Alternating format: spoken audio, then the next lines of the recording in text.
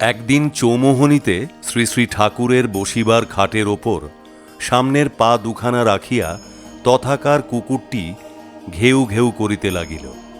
ঠাকুর বলিলেন, আপনারা চেষ্টা কইরা তার গলায় সাজনার ছোবা আটক হইয়া বড় কষ্ট পাইতেছে, তা খুইলা দেন। কুমিল্লার এক ভদ্রমহিলা পুত্র কন্যাহীন, যেখানে উৎসব হয় সেখানেই তিনি যান, এমনকি শহরের বাহিরে তাহাকে আহ্বান করিলেও তিনি তথায় যান। আজ তিনি মেহারের উৎসবে শ্রী শ্রী ঠাকুরের সেবার কার্য সম্পাদনান্তে ফেনীতে যামিনী সাহার বাড়ির কাজ সমাপ্ত করিয়া চৌমোহনী যাইয়া শ্রী শ্রী ঠাকুরের শ্রীপাদপদ্মে প্রণাম করার সঙ্গে সঙ্গে শ্রী শ্রী ঠাকুর যেন সর্প দর্শন করিলেন এবং কর্কশ স্বরে বলিতে লাগিলেন, এই আপনি যান, যান, বাহির হইয়া যান, বাহির হইয়া যান।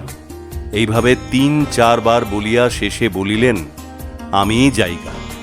ইহাতে উপেন্দা আসিয়া বলিলেন, দিদি, ঠাকুর চালা জায়গা, আসেন, আসেন বলিয়া তাহাকে ধরিয়া ঘরের বাহিরে আনিয়া রাখিলেন। শ্রীযুক্তা দিদি সেই সকাল ৯টা হইতে বিকাল ৩টা পর্যন্ত ওই বাহিরে দাঁড়াইয়া বসিয়া চোখের জলে কাটাইলে ঠাকুর ৩টার সময় বলিলেন, তানরে বাইর করিয়া দিলেন, তানরে লইয়া আহেন।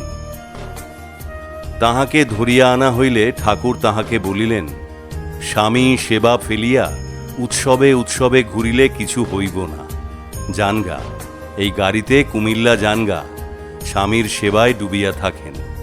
জয় রাম, জয় গোবিন্দ।